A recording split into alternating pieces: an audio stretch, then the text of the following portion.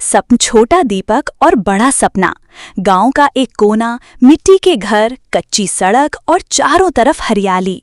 उसी गांव में रहता था एक छोटा सा लड़का, दीपक। उम्र सिर्फ 10 साल, पर सपने बहुत बड़े। उसके पिता खेतों में काम करते थे और माँ घर के कामों में व्यस्त रहती थीं। दीपक हर दिन स्कूल जाता, पढ़ाई करता, मगर उसका मन हमेशा एक ही ख्याल में रहता, मैं कुछ बड़ा करूंगा, कुछ ऐसा जो सबको हैरान कर दे। दीपक का स्कूल बहुत साधारण था। वहां न अच्छे बोर्ड थे, न लैब्स, न कंप्यूटर। लेकिन दीपक का मन इतना जिज्ञासु था कि वो हर चीज को सीखना चाहता था। एक दिन टीचर ने क्लास में पूछा, बच्चों बताओ, बड़े होकर क्या बनना है? सबने जवाब दिया, डॉक्टर, टीचर, पुलिस। लेकिन दीपक चुप रहा। टीचर ने पूछा, दीपक तुम क्यों चुप हो? दीपक बोला, मैडम मैं बड़ा होकर एक वैज्ञानिक बनना चाहता हूँ, ताकि ऐसा कुछ बना सकूं जो हमारे गांव के लिए काम आए। सारी क्लास हंस पड़ी। वैज्ञानिक? अरे तेरे पास तो ढंग की किताबें भी नहीं हैं, एक लड़के ने ताना मारा। पर टीचर ने दीपक की आंखों में कुछ खास देखा। उन्होंने मुस्कुराकर कहा, तू कर सकता है बेटा, बस मेहनत मत छोड़ना।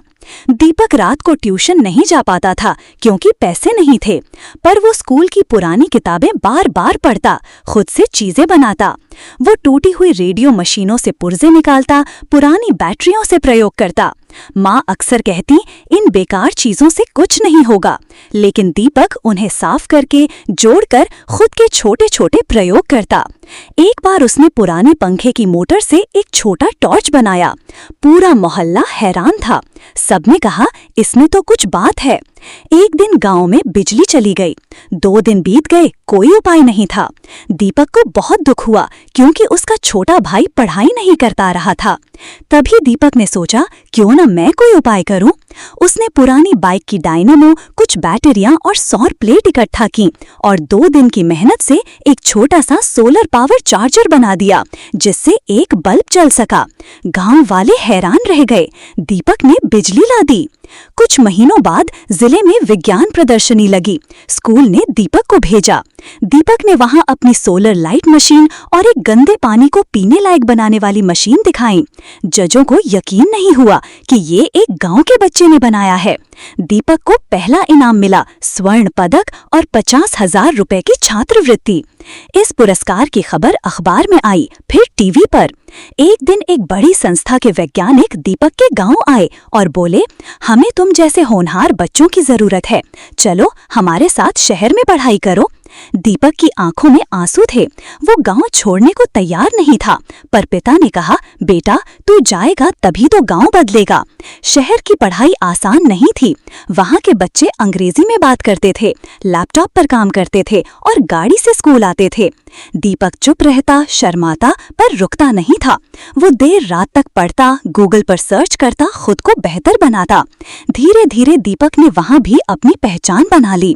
12वीं के बाद दीपक ने इंजीनियरिंग में टॉप किया। फिर उसे नासा से एक ऑफर मिला, हमारे साथ काम करो। दीपक ने जवाब दिया, मैं भारत में रहकर काम करना चाहता हूँ, ताकि अपने देश के गांव के लिए कुछ बना सकूं। वो इसरो ISRO से जुड़ गया और वहां सोलर लाइट गांव प्रोजेक्ट पर काम करने लगा। 10 साल बाद दीपक उसी गांव में लौटा, पर अब वो डॉक्टर दीपक कुशवाहा था। उसने गांव में एक विज्ञान केंद्र खोला, जहां बच्चों को मुफ्त में पढ़ाया जाता है, प्रयोग सिखाए जाते हैं और नवाचारों पर काम होता है। एक दिन वही लड़का जो स्कूल में दीपक पर हंसा था, उसके पास आया और कहा, भाई मुझे भी सिखा दे, मैं भी कुछ बनना चाहता हूँ।